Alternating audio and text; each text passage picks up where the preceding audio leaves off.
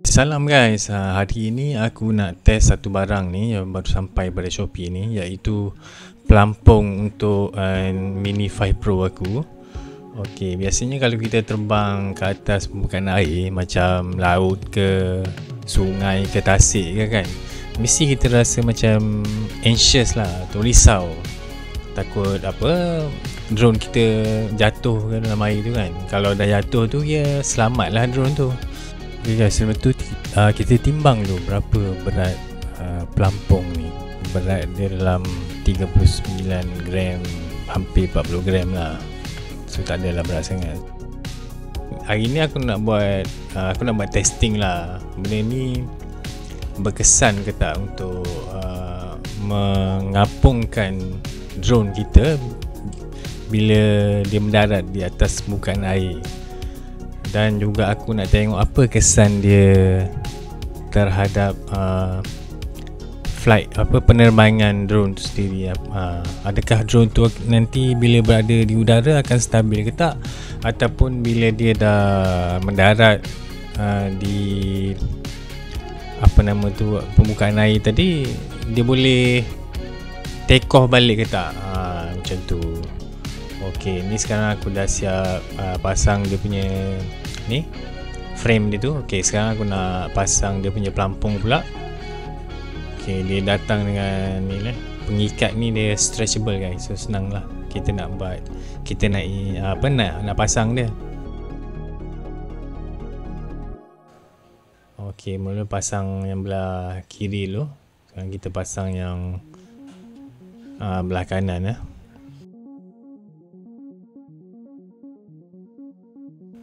Dia sebenarnya dia ada tulis tu kat situ, left and right tu, supaya kita tak tertukar lah nanti bila nak pasang tu.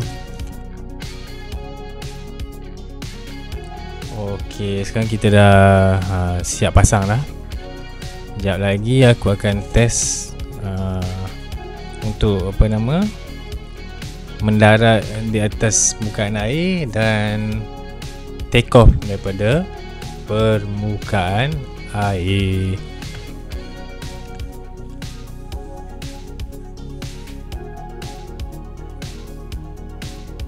Okey, dah siap pasang.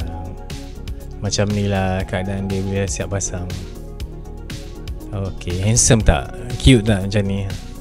Aku rasa macam mungkin bagi setengah orang macam kelakar lah kot macam ni, tapi yelah, demi keselamatan. Ni kira ibarat macam life jacket lah untuk drone kita. Ok guys, sekarang dah siap pasang. Aku akan prepare untuk buat testing. So aku test kat dalam kolam air kecil aku ni lah. Nak test kat kolam nanti lain kali mungkin akan buat. Okay guys, nampak macam hari ni berangin sikit. Lepas tu macam badan drone ni macam wiggly sikit, macam goyang-goyang sikit. Mungkin sebab pelampung tu kot memberi kenintangan udara kan. Okay, oops. Setelah banyak kali aku try, berjaya juga landing betul kat tengah. So nampaknya macam okey lah. Okay, sekarang kita nak take off pula, nak tengok. Okay, take off pun okay, smooth dia.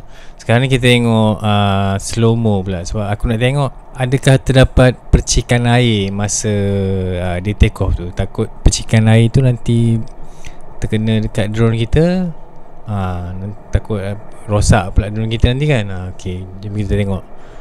Okay, nampak macam tak ada percikan air lah kat badan drone tu macam.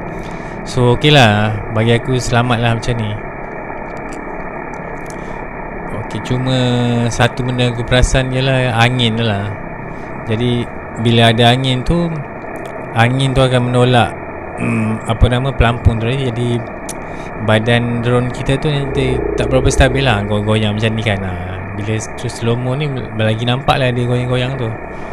So pada pendapat aku, bila kita pakai pelampung ni, mungkin sesuai bila kita terbang rendah lah, mungkin 3-4 meter macam tu ke daripada permukaan air. So untuk shot betul nak ambil dekat permukaan air, okey lah. Kalau kau nak terbang 50 meter, 60 meter, mungkin tak payah lah kot. Sebab nanti angin kan, bila altitude tinggi, angin kuat, lagi lah goyang. Silap-silap boleh terhempas drone nanti. Okay guys, terima kasih kerana sudi menonton. Jangan lupa like, subscribe dan share, dan juga komen apa pendapat korang tentang video kali ini. Jumpa lagi pada video akan datang. Okay guys, bye.